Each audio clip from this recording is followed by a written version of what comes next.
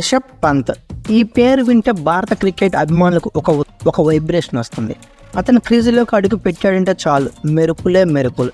T20లైనా, వన్డేలైనా, టెస్ట్లైనా ఫార్మాట్తో సంబంధం లేకుండా విధ్వంసకర బ్యాటింగ్తో అలరిస్తాడు.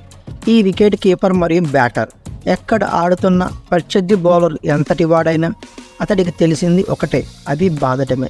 ఈ శైలిలో బోల్డ్ ఎంతమంది అభిమానులు కూడా సంపాదించుకున్నాడు ఈ కుర్రాడు.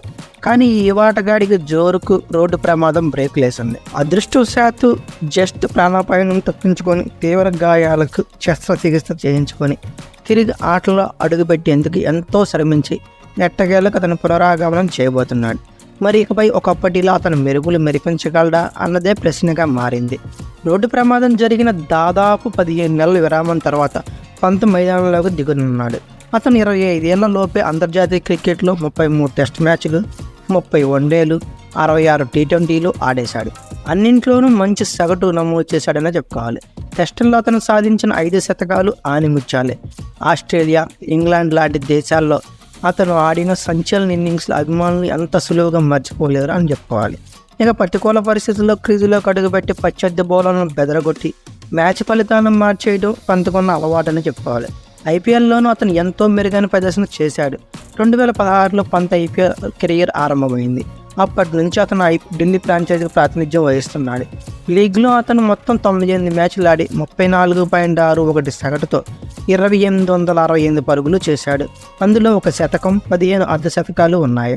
అయితే అత్యధిక స్కోర్ 128 పరుగులు నాట్అవుట్. ఇక 2021లో ఢిల్లీ కెప్టెన్ అయిన పంత్ తర్వాత సీజన్లోనూ జట్లు నడిపించాడు. అయితే ఈ ఏడాది చివరిలో అతను రోడ్డు ప్రమాదానికి గురయ్యాడు.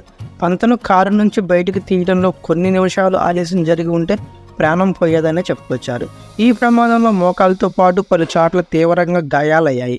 ముందుగా డెహ్రాడూన్లో శస్త్రచికిత్స చేయించుకొని ఆ తర్వాత ప్రత్యేక విమానంలో అత్యవసరంగా ముంబైకి తరలించారు. అతడికి అక్కడ ఒకటికి మించి ఎక్కువ ఆపరేషన్సే జరిగాయి. అందుకైన గాయాలు జరిగిన శస్త్రచికిత్సలు చూశాక అతను మళ్ళీ ప్రొఫెషనల్ క్రికెట్లోకి రాలేడని అనుకున్నాడట. అతడికి శస్త్రచికిత్స చేసిన వైద్యుడు కూడా అదే మాట చెప్పాడు. కానీ నేను మిరాకిల్ మ్యాన్ అని ఆయనకు చెప్పి సంకల్ప బలంతో కష్టపడ్డాడు పంత్. అప్పుడు అతను ఐపీఎల్లో ఆడేందుకు పూర్తి ఫిట్నెస్ సాధించాడు. చికిత్స అనంతరం ఎన్సీఏలో ఉండి ఫిట్నెస్ కోసం కష్టపడిన పంత్ తాను మళ్ళీ ప్రొఫెషనల్ క్రికెట్లోకి ఎంత సమయం పడుతుందో అక్కడ వైద్యులను అడిగేవాడట. వాళ్ళు ఎంతకాలం అని చెప్తే దానికి 6 నెలలు తగ్గించుకొని అప్పటికల్లా ఫిట్గా తయారవ్వాలన్నదే పంత్ యొక్క గోల్గా ఉండేదంట. ఈ ప్రకారమే ఫిజియోలు అంచనా వేసి చెప్పిన దానికంటే కొన్ని నెలల ముందే అతను ఫిట్గా మారాడు. అయితే ఈసారి ఐపీఎల్కు పూర్తి స్థాయిలో అందుబాటులోకి కూడా వచ్చేశాడు. పంత్ ప్రస్తుతానికి పూర్తి ఫిట్నెస్ సాధించాడు. ముందు ఐపీఎల్లో కేవలం బ్యాటర్గానే ఆడతారని వార్తలు వచ్చాయి. కానీ ఇప్పుడు వికెట్ కీపింగ్ కూడా చేయడానికి తగ్గ ఫిట్నెస్ సాధించినట్లు బీసీసీఐ ప్రకటించింది. ఐపీఎల్లో సత్తా చాటితే T20 ప్రపంచ కప్కు ఆటోమేటిక్గా సెలెక్ట్ అవుతాడనడంలో ఎటువంటి సందేహం లేదు. అయితే పంత్ ఫిట్నెస్ అయితే సాధించాడు, కానీ ఫామ్ మాట అన్నది ఇప్పుడు వచ్చిన ప్రశ్న. అతను 15 నెలల పాటు ప్రొఫెషనల్ క్రికెట్కు దూరం అయ్యాడు. ఇంత విరామం తర్వాత తిరిగి లయ అందుకోవడం అంత తేలిక మ్యాటర్ అయితే కాదు. దీనికి తోడు ప్రమాదం తాలూకా ప్రభావం శరీరం మీద పడి ఉంటుంది. స్థానభ్రంశం చెందిన మోకాలికి శస్త్రచికిత్సలు జరిగాయి. సుదీర్ఘ విరామం వల్ల పంత్ కొంత బరువు కూడా పెరిగినట్లు కనిపిస్తున్నాడు. ఈ పరిస్థితుల్లో పంత్ ఐపీఎల్లో ఎంత చురుగ్గా వ్యవహరిస్తాడు, బ్యాటింగ్, వికెట్ కీపింగ్లో ఏ మేరకు రాణిస్తాడు అనే సందేహాలు ఉన్నాయి. అతను ఆరంభంలో కొంచెం తడబడిన అభిమానులు అర్థం చేసుకుంటారు. కానీ లీగ్ మధ్యలో ఆయన లయ అందుకొని ఒకప్పుడు మెరుపులు మెరిపిస్తే చూడాలన్నదే అభిమానుల కోరిక. అంత పెద్ద ప్రమాదం తర్వాత ఆటలోకి పునరాగమనం చేస్తున్న పంత్ మీద అందరి దృష్టి ఉంటుందనడంలో ఎటువంటి సందేహం లేదు. లీగ్లో అతను ప్రత్యేక ఆకర్షణ అవుతాడనే చెప్పుకోవాలి. అభిమానులు తనకు బ్రహ్మరథం పడతారనటంలో కూడా ఎటువంటి సందేహం లేదు.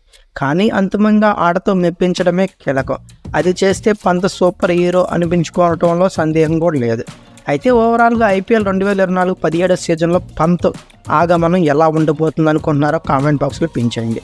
అలాగే ఈ సీజన్ గాను ఐపీఎల్ ట్రోఫీని ఏ జట్టు గెలుస్తుంది అనుకుంటున్నారో, మీరు ఏ టీంకి సపోర్ట్ చేస్తున్నారో ఆ టీం పేరు కూడా కామెంట్ బాక్స్లో పించేయండి. అలాగే ఈ వీడియో కనుక మీకు నచ్చితే like, share, comment plus subscribe చేసుకోండి. అలాగే పక్కనే ఉన్న బెల్ ఐకాన్ నొక్కడం మాత్రం మర్చిపోకండి. Thank you for watching.